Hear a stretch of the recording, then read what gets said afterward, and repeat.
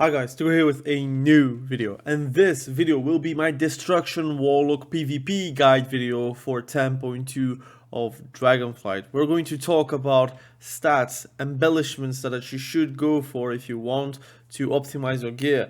The tier set, do you go for it or not? We're going to talk about obviously the builds I have for you guys to enjoy Warlock, Destruction Warlock gameplay. Of course, those builds we're going to have a few adjustments. Destruction Warlock is not the most versatile of builds that you could play, but I think there is a lot of things that we can discuss on that section. Then we're going to talk about the 2s comps, the 3s comps, Soul Shuffle, how it stands right now for Destruction Warlock, and RBGs. Then I'm going to talk obviously about the rotation and the macros you should go for, and at the end of the video you will have a solo shuffle video of mine, actually like a commentary, play by play what I do and the thought process behind me playing in a solo shuffle match, but really precisely for learning purposes like kiting, how you dish damage, and how and when you actually send it to the enemy team. Let's go. So to start off, there is like two principal ways you can actually gear yourself. If you want to gear yourself with full haste, or if you want to have some combination with mastery, or a full mastery gameplay where you could have like a very big chaos bolts. Now, I've played and toyed around with the stats, and personally I prefer to have mostly hastes, a bit of mastery, which 3k I think it's a lot, like unbuffed. No PvP modifier, basically. I will have like around 55, I think, if I'm hitting a dummy, you will see. And around like 29 versatility, I think I'm at 28 actually. But it will change once I'm fully geared. And those are the stats I'm going for. It makes your gameplay smooth. Basically, my damage doesn't come from only going for Chaos Bolt's big dam, because again, mastery affects every single spell, but often or not, whenever you're thinking about mastery, you're thinking about the Chaos Bolts. You're not really thinking about the Shadow Burns, the Conflags, the Incinerates, the Immolates, the Rifts, and all those things are actually very important for you, and I feel like you get the most maximum damage possible as a Destruction Warlock if you're playing haste. Obviously, if you want like big montage video PvP numbers going on, go full mastery, you will enjoy your time. But again, I think if you are the target in arenas, having haste is really a blessing, I would say. While going for mastery, it gives you big numbers, but it is also less reliable, if I may say so. But those are the stats I would go for. Again, tier set or not, let's discuss it really quickly. So the tier set, I'm waiting for 4 set, unfortunately, because I need to wait 1 week because I didn't get any vault. So normally this week I will get it, because I already have the token, the 1600 token. It's waiting in my bags. And already I have fully geared, by the way, but again, there's no need to change one piece, especially since the pieces are not that fantastic stats wise. But basically, the 4 set gives you bolts from dimensional rifts now deal 25% of damage dealt to nearby enemies. I think it's halved in PvP, but I'm not sure. But it does splash damage, so it will cause you to break some CC with it. It just is what it is, but at the end you kind of do some splash damage anyways if you're playing with Havoc and you try to Havoc both targets and Death Coil, and then you're going to do conflags and such. There's no real room for the, let's say if you're playing with a mage, to polymorph the target next to the target you're going for, because it's basically going to be a DPS loss but also less pressure.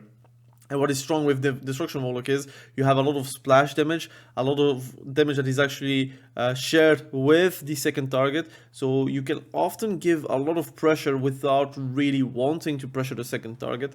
And this also gives a bit of damage towards that. But also the most important thing about the 2 set is Immolate periodic damage has a chance to grant a charge of Dimensional Rift, which it nets pretty much if you're in arenas. Every minute you will get 3 rifts going on. So every time you're going to immolate multiple targets, you can count 1 minute, and that 1 minute will grant you probably 3 rifts. It could be a bit more, it could be a bit less, but the average is 3 rifts. And a rift has a 45-second CD, so if you're using triple rift every single minute, it does insane amount of damage. This is underestimated by a lot of friends of mine, by a lot of players of that I encounter. A lot of people are commenting onto videos, not knowing why going Dimensional Rift. Before it was already very good, but with the 4 set, you kind of are forced to play with that, and there is no real reason to not play with that. Especially since the 4 set has been unnerfed, now there is no PvP modifier onto it. It is fully damage. What you're seeing is what you get, pretty much. Of course, in PvP it will hit more because you will scale with your eye level. But Dimensional Rift can now summon a powerful Flame Rift, which blasts 20 searing bolts that deal 11k fire damage and an additional 4.4k fire damage over 10 seconds. In PvP, I'm pretty sure right now, from what I've seen on streams, from what I've seen from people, it is the best rift to get. Now, before it was not the case because it was nerfed by 50%, it did less damage than the other rifts. Right now it is quite equal, but how it deals damage is very, very satisfying. And if you get like triple rift with like the fire one, the flame one, it's actually a lot of damage that is actually for free and unavoidable. You cannot line it, you cannot stop it. If you turtle like after you got rifted, you still get damaged by the rift. So again, this is a fantastic 4 set you should go for. Personally, legs are very good, chest are very good. Then it's like choosing the worst pieces pretty much. I would go for gloves, that is the one that I'm going to buy with the 1600, and if I'm lucky I would get the shoulders. I will not get the head one. It is main stat crit and then haste, and I personally opted for the engineering one, which is granting me a lot of haste. This is basically going to grant me the haste I lose from other pieces that I go for if I went for mastery. So this is going to help me, and those are the pieces I would go for. Enchants, it's pretty basic. Intellect, stamina, you would go also for the stamina on belts. Normally your boots as well. I've just bought it, so I need to enchant it now, but you go for the speed ones. And then you take, personally I go for mastery enchants, and also a bit of haste, but I will probably change it to mastery really soon. And mastery haste for every single gem. And this one I changed to 70 haste, 33 mastery, because I wanted to reach a certain cap for haste. But I do feel like now I reached it, so I may change as well into mastery haste. But of course, it is preference. Depends on how you want to play. Personally, I prefer to play with more haste and mastery, and compensate the mastery with gems, with enchants, with whatever is actually happening on your screen right now. Basically, also waking stats on chest and speed on braces and cloak. You want to have a homebound speed, and in for the weapon, Sophic Devotion, I think it's pretty standard. You can also go for Wafting Devotion, but I do prefer Sophic Devotion because it gives me, whenever I get a proc, some big damage. And I took the badge instead of the proc. Again, you could play with the proc if you want to. Personally, I will go for the proc if I get the Conquest variant, because it will give me haste, while the Conquest variant of a badge gives you crit, so it's not that great. But I like to control my burst, and often than not, since I'm playing Dark Iron Dwarf, I also have Fireblood, and I combine those two together to actually do some insane amount of damage just with instants. I don't need to Chaos Bolt. Sometimes I just try to Chaos Bolt if I feel like I have an opportunity. I will show you with the video at the end, but also with the rotation. But in general, I try to do my damage with Shadowburn Conflags, but I will show you guys. And with these two together, it actually makes me hit like a truck just with instants, and often not is enough to kill people with it. So now let's talk about the fun part, which is the builds. So you cannot see it with my camera, but basically we're not taking anything from the left side. We do take Inquisitor Gaze because it does a lot of damage. I'm going to cut the what's up really quickly. I'm very sorry. So basically, Inquisitor Gaze, we take it. So those are the talents I will discuss first because my camera is there. But I have 3 builds for you guys. This is my main build. This is a build I play if I'm playing versus double melees, for example. And I feel like I will have not a lot of value on the succubus. So often I do play with a pet, but it depends on matchups, and sometimes I feel like my succubus doesn't really have a lot of value because the healer is smart and goes into melee versus me, and then the succubus just gets cleaved, or there is something going on and my succubus cannot seduce correctly. It is what it is. Or if I need, like, let's say a kick, I do prefer to play with Grimoire of Sacrifice, because then I can have a double kick, which I'm going to explain once we are at the rotation and the macros. But this is going to give me also more damage. So this is the most damaging build also, with least amount of effort.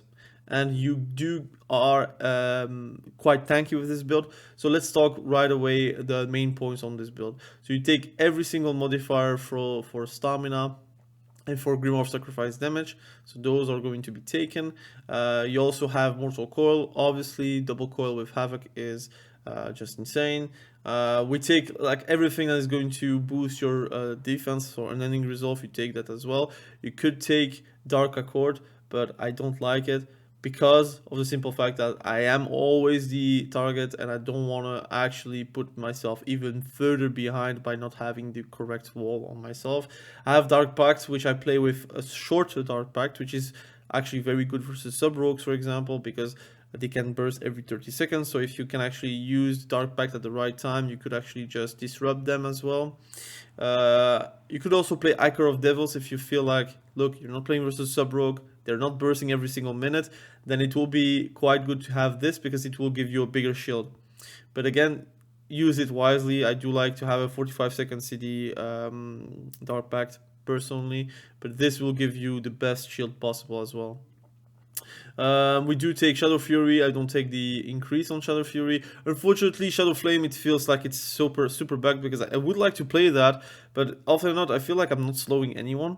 And the yard is like 12 yards, it's very low, and you don't deal damage. So if it dealt a bit of damage, it could be interesting to play around, but unfortunately you don't get a dot from it like before, like back in the day, so we don't take that. Overall, those are the talents. Like the bottom ones are pretty standard, so we go for Soul Link, we go for Grimoire Synergy, Inquisitor's Gaze, Soul Conduit, we go for the Soul Burn, and then we have like a point which I take off or take on depending if I want to play with full synergy or if I want to play with Profane Bargain. For example, if I feel like my pet dies, if I'm playing like with my pet outside, which can sometimes happen even if I'm playing with Grimoire of Sacrifice, because it depends on situations where I want to have my Fell Hunter on the healer. If I feel like they're going for my Fell Hunter specifically, I sacrifice it directly instead of just losing my pet for nothing.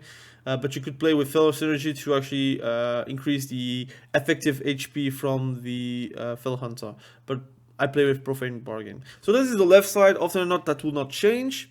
That there's not really a lot of things that are actually interesting to me. I feel like they should rework the class tree, because it feels like you don't have a lot of choices. A lot of things are actually just taken because you have to take it. That's it.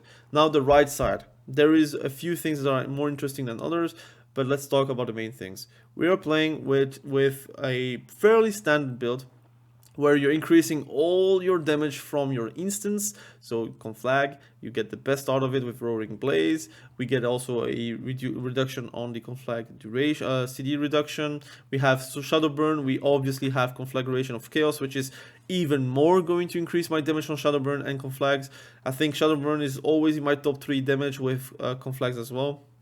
And often or not, I have either Incinerate or Chaos Bolt, depending if I'm the target or not. We have Ruin, again, it's insane value, Conflag, Shadowburn. Unfortunately not Incinerate, it is what it is, but we have already a lot of modifiers for that. We have Eradication, giving me like a 10% buff on damage whenever I'm doing a Shadowburn.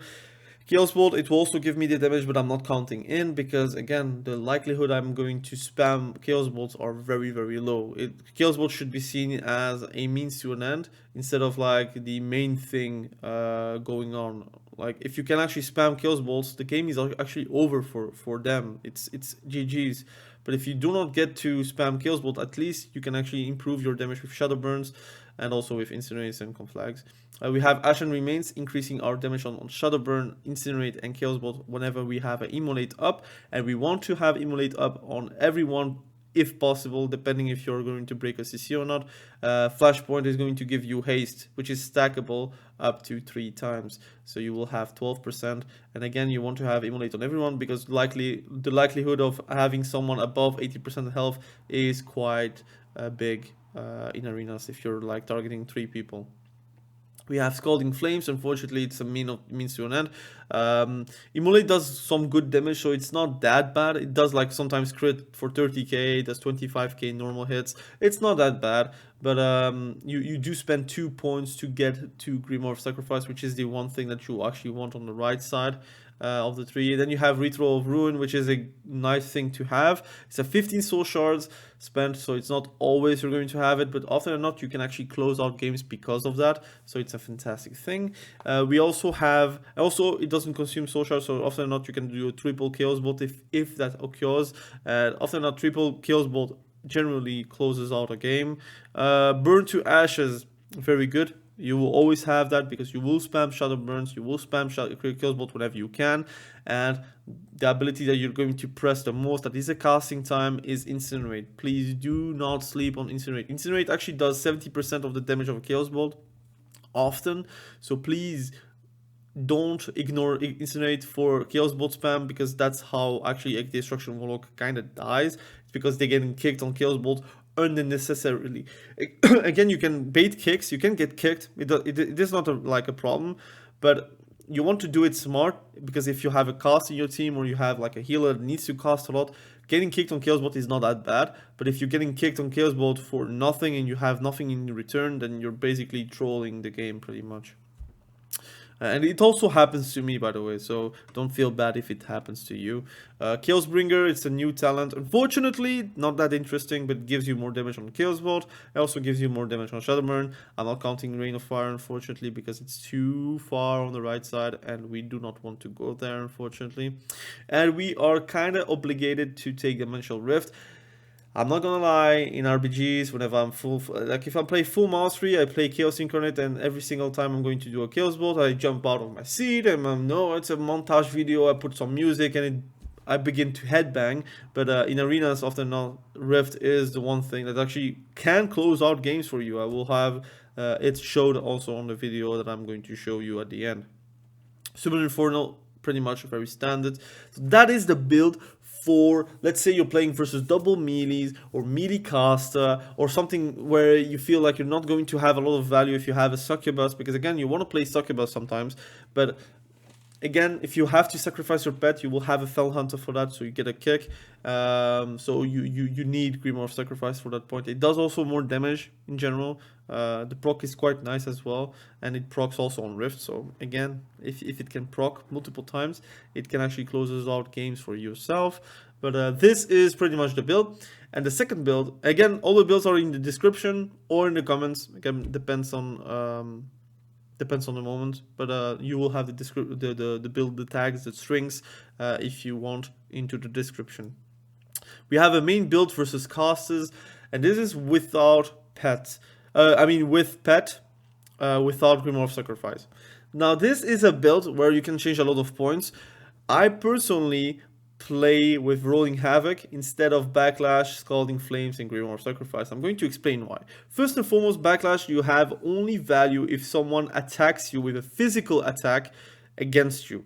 Likelihood, if you're playing versus double caster, let's say Frost Mage, Demonology, no, not Demonology Warlock, because you have a lot of value with Demonology Warlock actually, but let's say Frost Mage Elemental Shaman, or Frost Mage Destruction Warlock, or Affliction Warlock Elemental Shaman, or I don't know, whatever caster you're against, Backlash has no value. If you're versus a Hunter, you have a lot of value with it. But if you're playing versus a caster that has no physical damage, this is going to just give you a 3% buff on crit, which is also quite nice, but it's, again, it's really meaningless. This is just not enough to actually validate the point. Then you're going to lose 2 points for Scalding Flames, and then get a Grimoire of Sacrifice, which is actually 4 points you're going to spend into just Grimoire of Sacrifice, basically. But if you play with Rolling Havoc, it can stack to 10% increased damage for 6 seconds. It stacks up very easily because you're going to spam abilities anyways. And it prolongs the duration as well. So it's very strong. does 10%, and you're going to blast enemies. And also have another stackable thing, which is power overwhelming. People don't play that often, but it actually is a sleeper thing, because you're going to obviously do more damage. Again, this is probably better if you play with Chaos Incarnate, but I think the Dimensional Rift is just that strong. The issue with Mastery is it is tied to a bit of RNG, so I can understand if you want to take it out and you want to play with, let's say, 1.2 Mastery Ritualist and then 1.2 Avatar Destruction, or my thing right now is playing with Crashing Chaos. And normally in PvP it is only 10% buff to Chaos Bolt, or 15%, I don't know, it's heavily nerfed. But I tested out and it didn't seem like it was nerfed, so it feels like a bug. Again, don't tell to anyone, but it feels like, again, your Chaos Bolt is going to hit like a truck if you're taking this. Now, don't quote me, it feels like a bug, it could be like a bug, but often not, whenever I'm playing with double points on Crashing Chaos and I do a Chaos Bolt, it does insane amount of damage. And that could be also one of the reasons why you're getting hit by 400Ks or 450Ks Chaos Bolts sometimes. So keep an eye on it, try to test it for yourself. It could be a bug, it could not be a bug, but sometimes I do that and it feels like I'm doing insane amount of damage. But imagine this is not a bug, it's only 10%, it doesn't make sense to take it, so you should go for power overwhelming since it will be applicable to everyone. Or you could play with Master Ritualist like 2 points if you want to, if you really want to have that 10 soul shards thing. Or you take Avatar Destruction, which is quite nice as well, and you could also play with Diabolic Embers to actually get even more soul shard fragments, because you're going to spam Incinerate anyways, because they're not going to kick you on Incinerate, they're going to try to kick you on Chaos Bolt, so it's free real estate pretty much, so go for that. So personally I play with this right now, and this is my main build versus casters. Often or not I do with a succubus or with a fell hunter, depending on who I'm facing. A demonology warlock, kicking them is not that effective. It is effective, but it's not like game changing. But if you're playing versus a frost mage, don't play succubus, just kick the ray of frost, kick the glacial spikes, kick whatever you can, but you gotta kick. So this is pretty much the build. Again, playing with pet out, often or not I do change this into fell synergy, so it survives a lot of AoE. It gets like a bit of leech from me, they get like a little bit of absorption, so again it's a win-win situation overall. So this is going to be my build versus casters in general. And then we have like the pet build, which is basically playing with the pet out.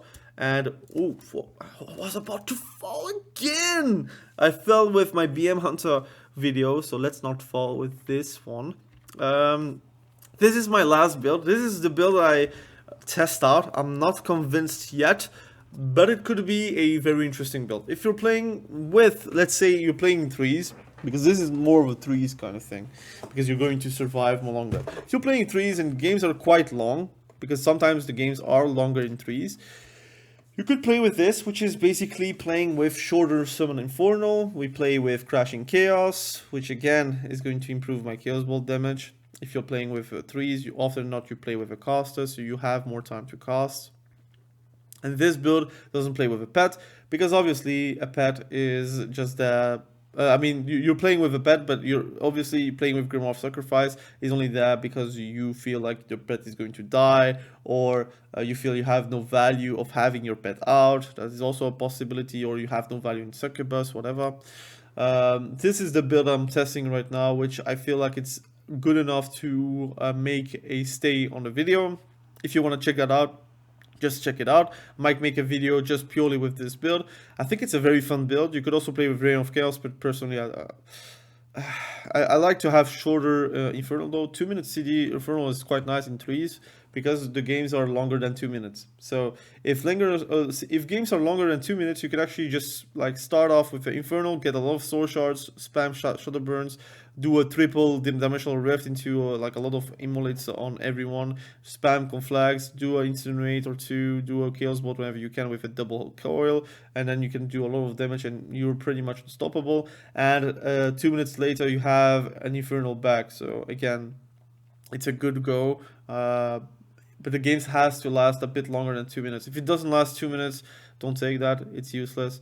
You could even just remove those 3 points and go for this, for example. That's also an option. But I like this. I'm experimenting with this, and the few times I played with it, it felt good, but it doesn't feel meta at all, though. I would not take that in Soul Shuffle because games are not lasting more than 2 minutes anyways. So those are the 3 builds. Again, the main build is probably the ones that most people are going to play. So let's talk about PvP talents. I think Destruction Warlock has, at least Warlocks, I think, in general has a lot of PvP talents that they can work for.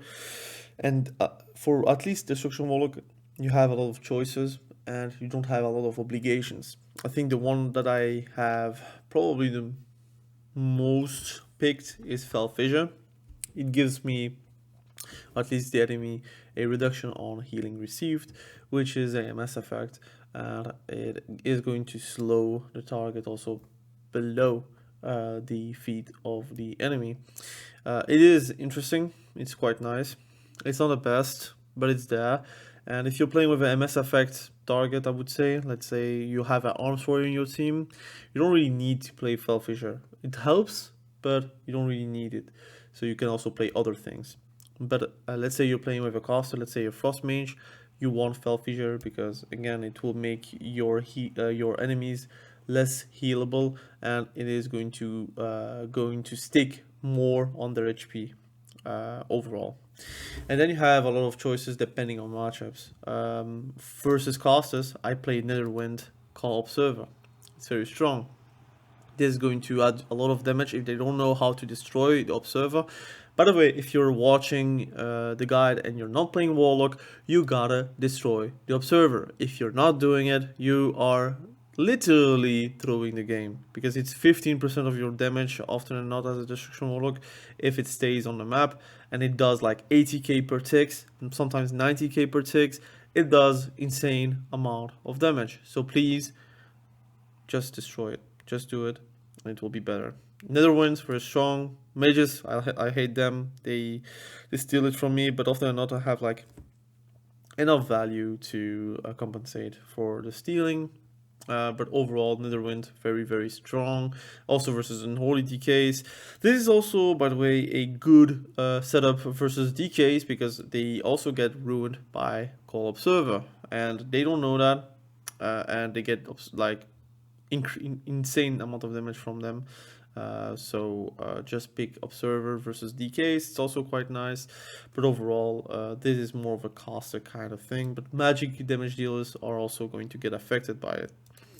Then we have the build where I play versus double melee, let's say Demon Hunter Warrior. I think that's quite often in Soul Shuffle. You could play with Gateway Mastery and Impish Instincts. And if you're playing with a warrior yourself, for example, you can just remove Fell Fissure and even go for Shadow Rift if you really want to be annoying. This is not really a must. It's very hard to do, and you have to play around it. So it's very hard to play around it if you don't know how to play around it. But again, it's an option. But if you're not playing with a MS Effect class with you, you don't need to remove Fell Fissure. I think Fell Fissure is a lot of value. But this is going to give you like a usually 15 seconds shaven off from the Demonic Circle teleports, if I'm not mistaken with my calculations, because it can occur only 5 times into those 30 seconds, which is 6 times 3. Actually, it can even reduce by even more than 15 seconds. It can be even 13 seconds at the end. But you get the point. It will be 15 seconds around if you're the target, so you're going to be very slippery if you're doing a soul burn teleport, which you should often do. It will give you some good kiting potential, and it will make you slippery in general. Warlocks are very strong at not taking damage. If you take damage and you soak all the damage possible, no healer can keep you up. But if you can actually avoid the important damage, let's say you see a Demon Hunter do a death sweep, try to TP out before the last slash, so you don't get 200k'd by the last slash.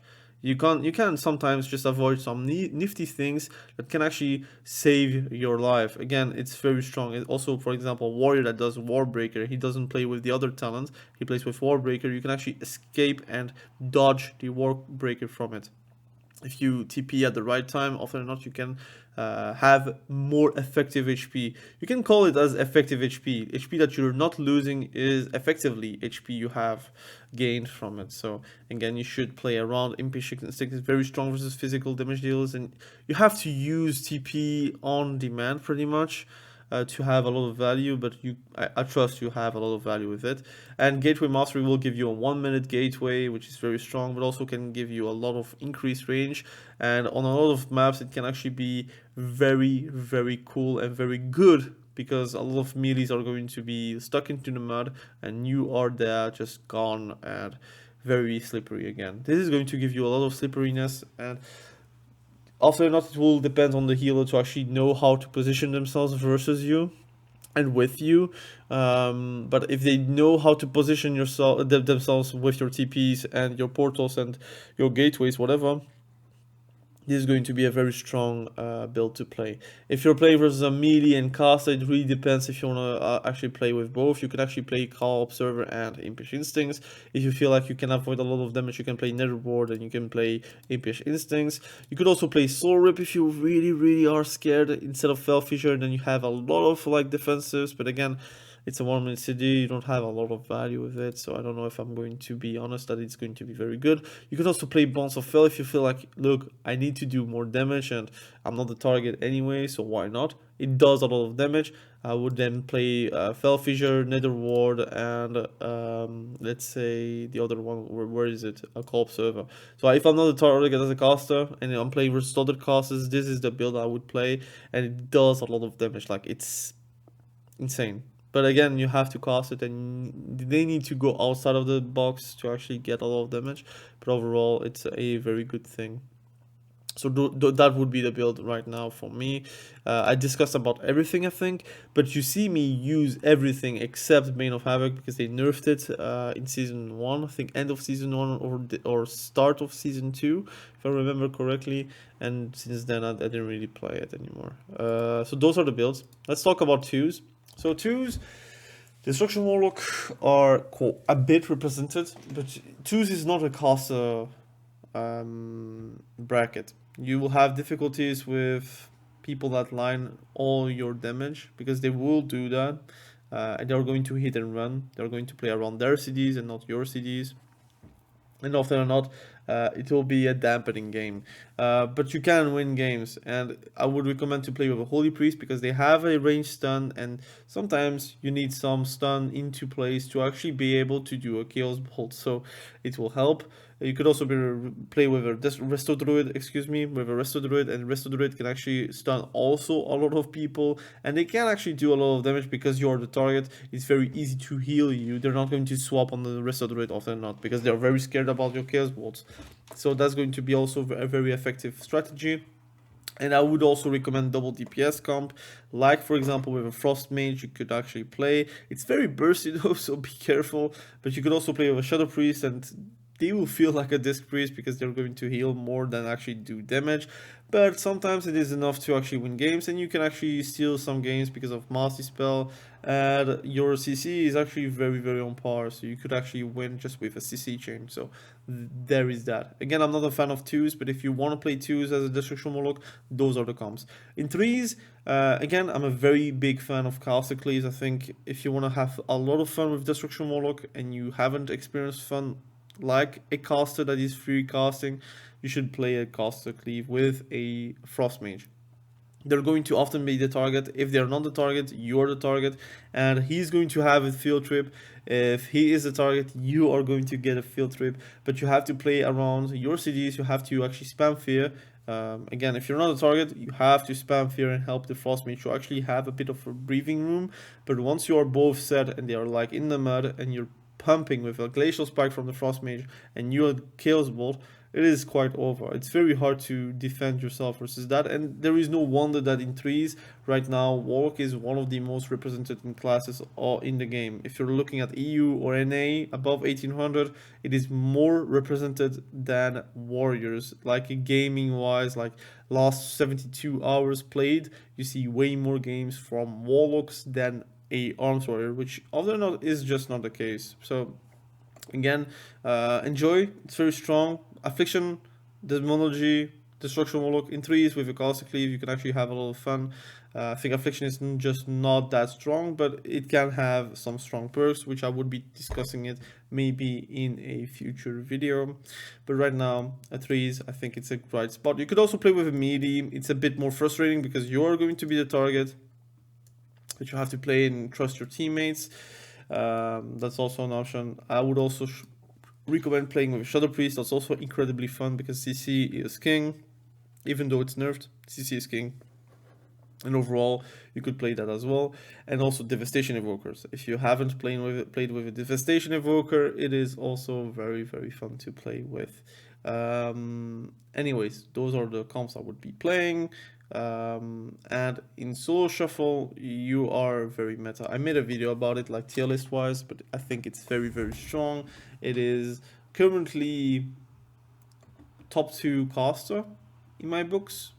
I mean, top 3 maybe. Top 3, because I think Boomy and Demonology Warlock, they're a bit better in social shuffle in my opinion, I think. But it is very interchangeable. It depends on how you view the game.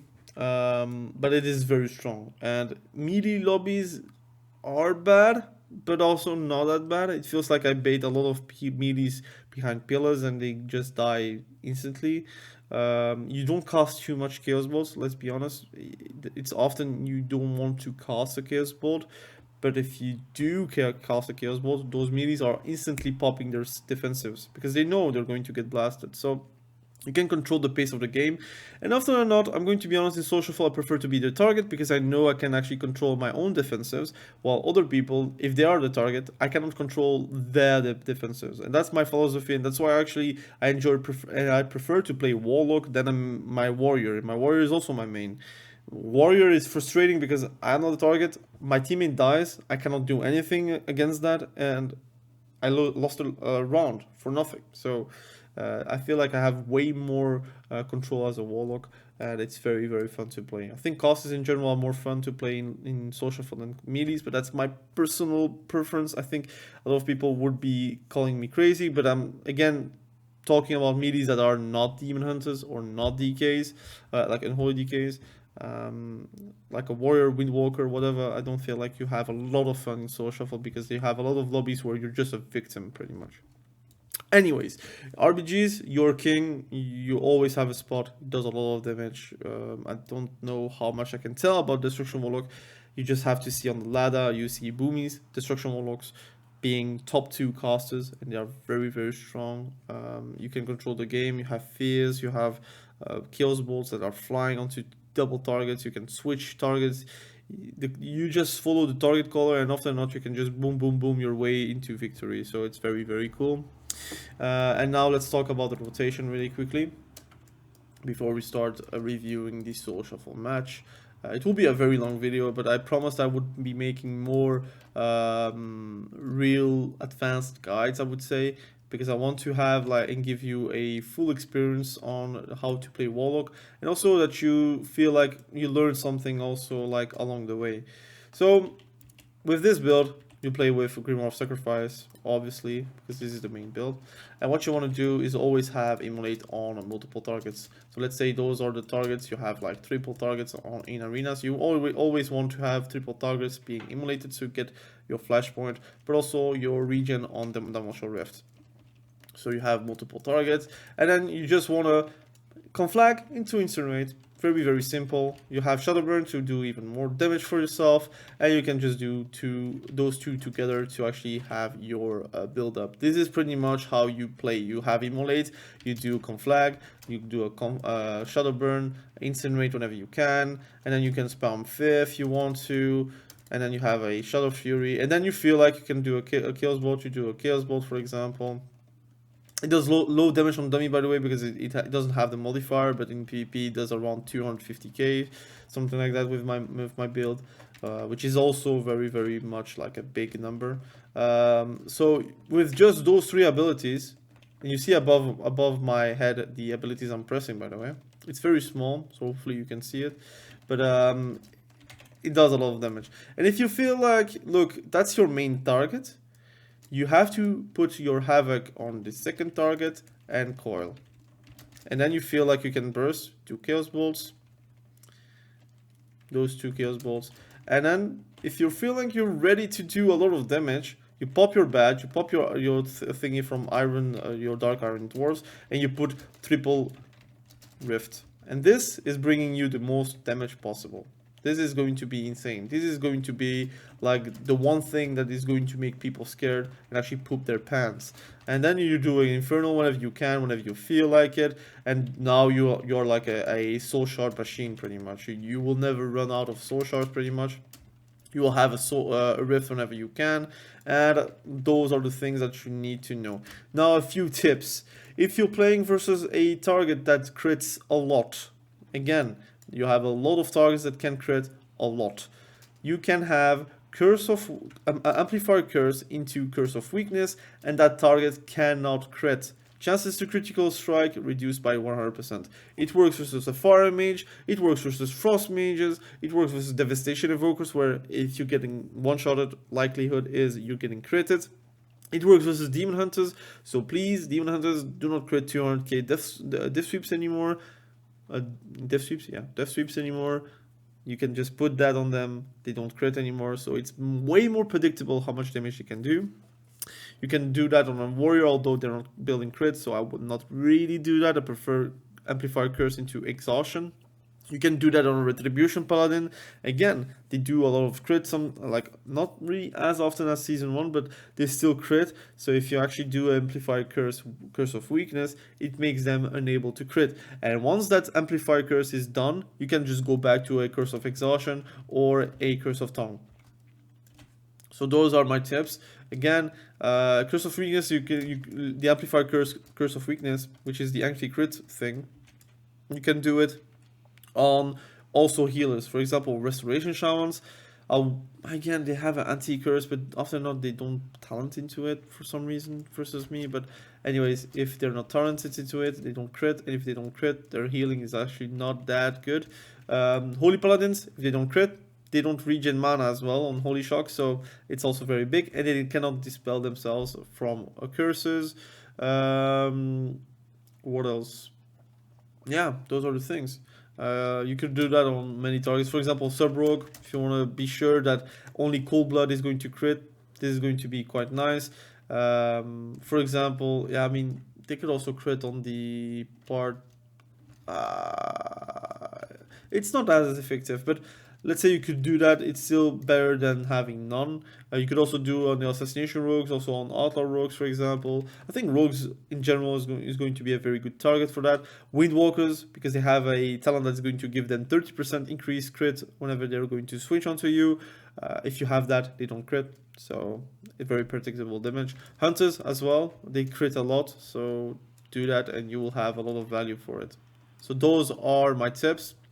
Now let's talk about the macros really quickly. Again, I showed you one rotation from one build because all the builds are the same. You try to emulate every single target, conflag whenever you can, shadow burn whenever you can, incinerate as much as you possibly can, and whenever you are free to do a chaos bolt, do chaos bolts. If you feel like you can actually have pressure, or if you want to put pressure, do triple rift with your badge in your racial, if you're playing with a racial that has a power to it, to infernal, and rinse and repeat pretty much. It's a caster. A caster doesn't have really a rotation. It depends if you're targeted or not. If you're not targeted and you feel like they're not kicking anything, Chaos Bolt is going to be your best friend. But if you feel like they're kicking only Chaos Bolt, Incinerate and Spam Fears are going to be your best friends. So, my macros. I have a focus macro for spell lock and seduction. Only one of these two are going to be shown. For example, if I play with my succubus or Sayad or whatever. My F actually still shows spell lock. It is what it is. But if you're pressing the button, it's going to seduce the focus target. It's very handy. Sometimes I win just games because of that, because people are not noticing that their healer is seduced, and often or not, I can zug just go back to them pretty much. Again, spell lock focus it works very well. And it's very cool. It also makes the pets attack the target, so they stick onto the target instead of going into the cleaves with you, which is not that good. But you could also just you know, remove that, because I have another one that is going to be shown right away, which is the pet attack at focus. Very much this is going to help you have the pet go onto the target, so you can actually do your thing without having the pet getting cleaved, right?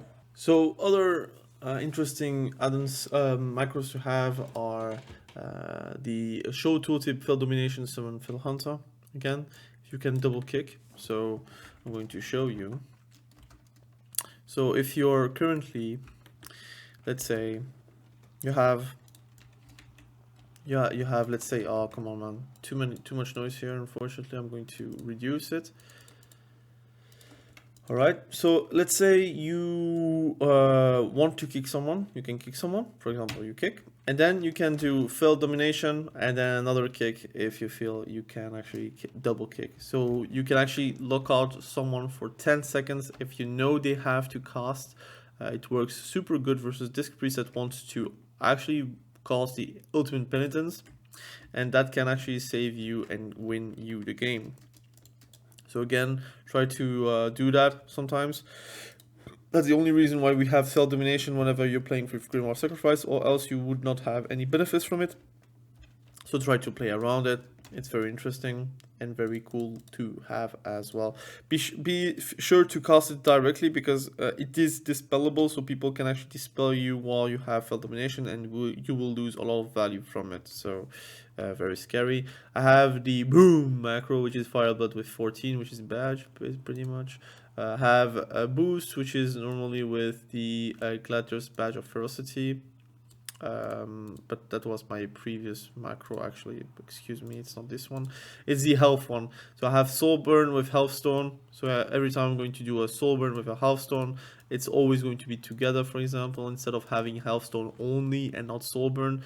Please do not use healthstone only without soul burn, because you're going to lose a lot of value. It's insane. It does a lot of things for you. It increases the healing of your healthstone by 30%. It also increases your maximum health, and you could also pair it with your dark pact, because it's going to increase your maximum health. It's also going to increase your shield. So again, very cool to have. Also have a focus sphere macro. Please do use it. It's often can actually win you the game because of that. You can also just like do a top target if you feel like you can do that very quickly, but often not. You can actually like safely do a focus sphere macro, and it will do way more for you in general. So those are the macros. Now I want to talk about the solo shuffle. So let's put the video. This is the solo shuffle. Big spoiler, we do pretty well in it. I'm going to show you play by play what we're doing. So we're playing versus a Unholy DK, a BM Hunter, Devastation Evoker, Disc Priest, and a Holy Paladin. I try to say to the DK, look, I'm going to follow your target, but pretty much I'm going to do whatever I feel like I have to do. We're playing with the Nether Shield. I don't know how it's called anymore. Nether Walk, whatever. I have a blank.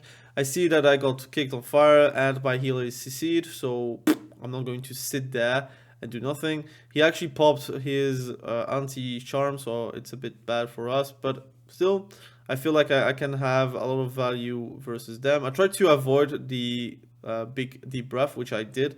I tried to predict it as well.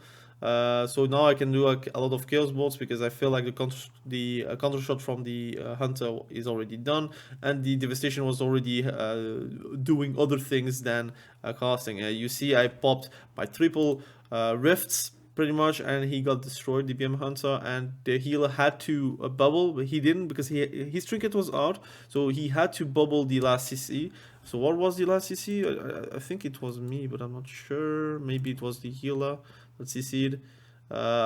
He got stunned into a full fear, a mortal coil and full fear, so pretty much he had to bubble. He couldn't really react, but what could he potentially use on the BM hunter to actually survive? And that's what easy kill from me and the Unholy DK. You see, I didn't do too much damage, but my objective was to survive. Often or not in social fall, if you can actually survive the damage and you're the target, you're doing pretty well in my opinion. We did a lot of kills with damage because they didn't kick. And I am actually analyzing the damage patterns of my allies, because I play multiple classes. I know which builds they're going for, so I want to see, look, what are the builds that they're playing, so I can actually counter it the best. I try to play with Succubus, so I play with without the Grim of Sacrifice. I take the 1.2 Crashing Chaos, and then I try to win this game. Unfortunately, I feel like I played it very bad. I don't have a health stone up. So I don't have a healthstone.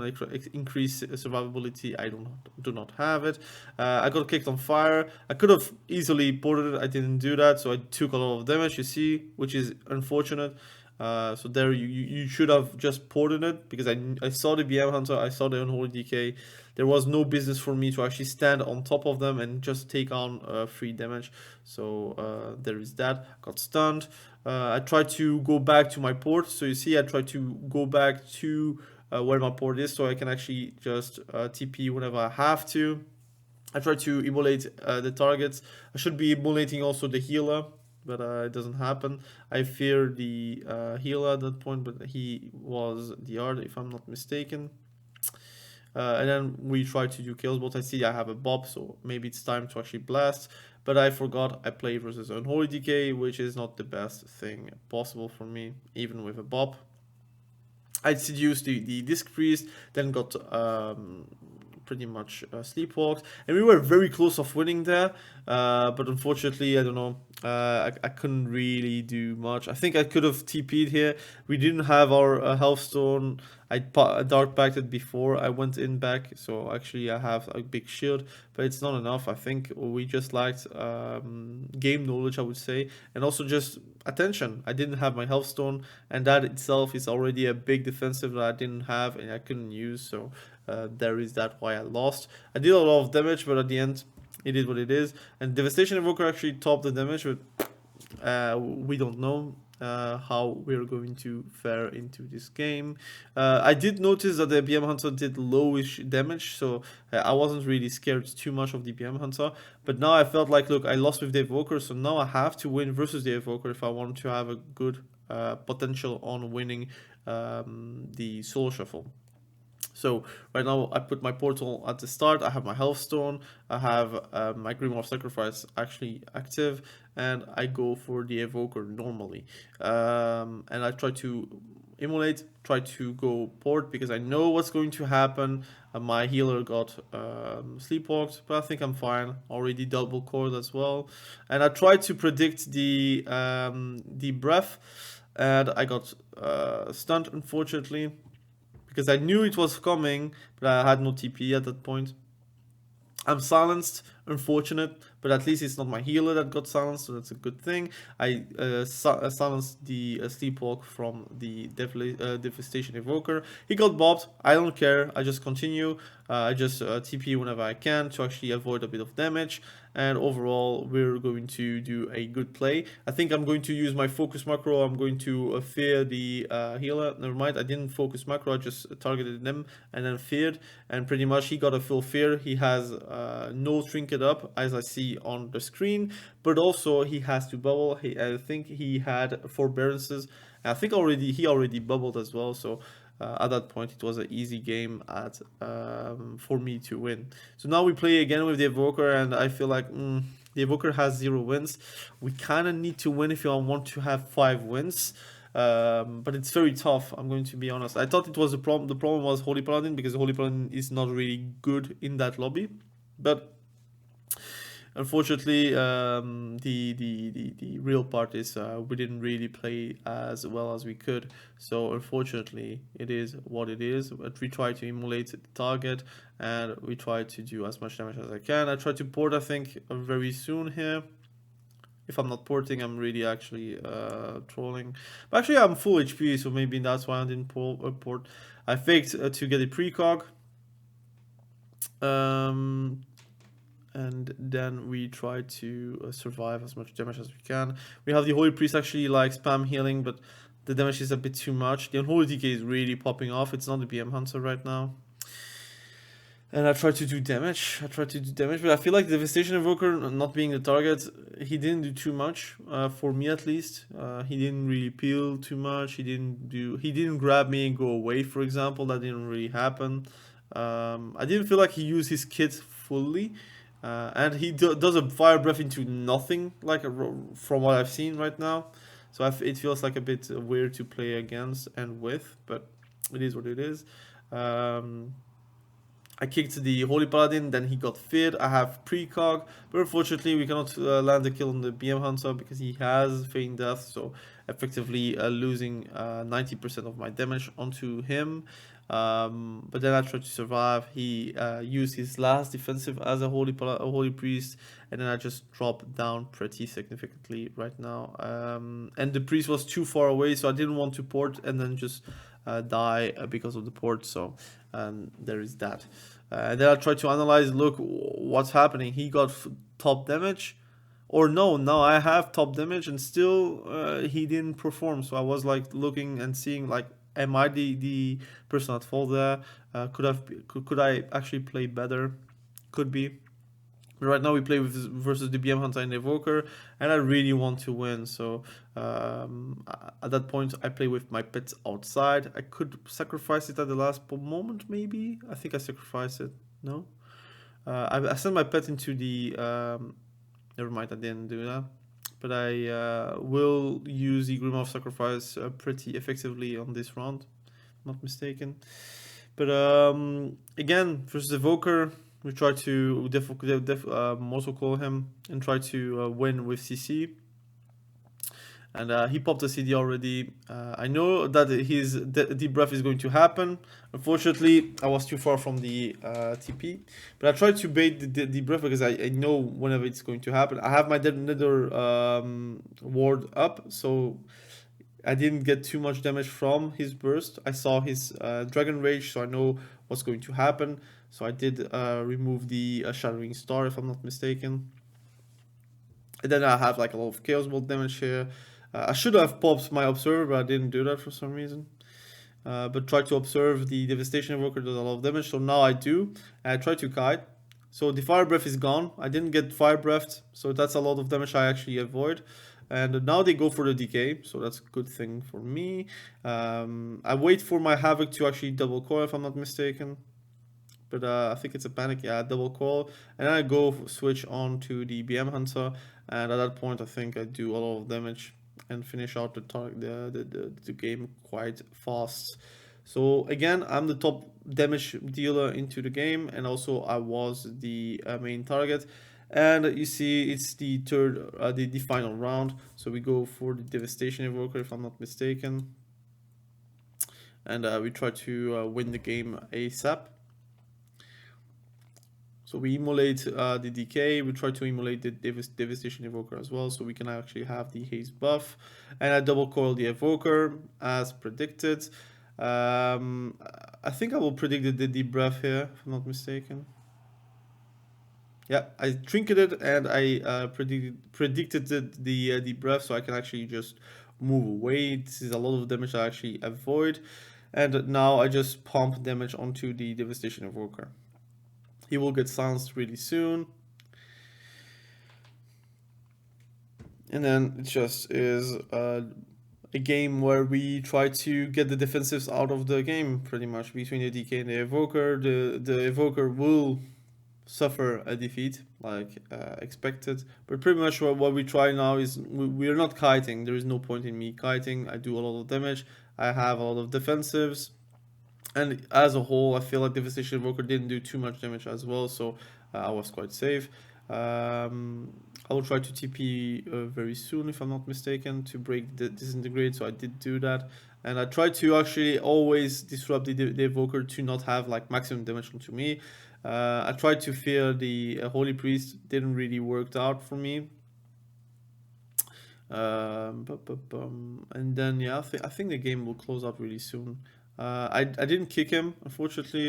It was the BM Hunter, but now I think we just do too much damage for him to recuperate. I have my precog. I will do a Chaos Bolt. I think that's the point where he just dies with Incinerate. And this is pretty much me winning a 4 round. Again, it's not like a 6 rounder. It is not meant to be all the time that you win like a 6 rounder in Soul Shuffle. I feel like you can also learn from the mistakes I did into the game. I think in general I could have played way better, but overall, Destruction Warlock is a great spec. You should be playing it. You should be trying to play Destruction Warlock. If you don't know how a Destruction Warlock works, I think this video will actually help you to actually know. I will be making more videos about Warlocks because I'm actually playing way more caster these days, and it was my season 1 spec where I got my highest rated possible in Soul Shuffle, so that was also a very neat thing to do. I want to do it again in season 3, so again, thank you for watching this video. I really appreciate you. It was a very long video. Again, thank you for bearing with me. If anything, you can ask me anything in the comment section below. I try to take my time into these guys. I try to explain the things that I've learned throughout the years I've been playing, for Warlock especially. And hopefully you did learn something. Hopefully you don't have lots of questions because of how I explained. But if you have a lot of questions, be sure to tell me. Again, Warlock is a fantastic class. You have 3 DPS specs. I think Destruction Warlock is one of the better specs in the game, and it's very hard to nerf Destruction Warlock. So as a whole, I think it is a great class to pick up, and I would recommend 10 out of 10 to play Destruction Warlock right now.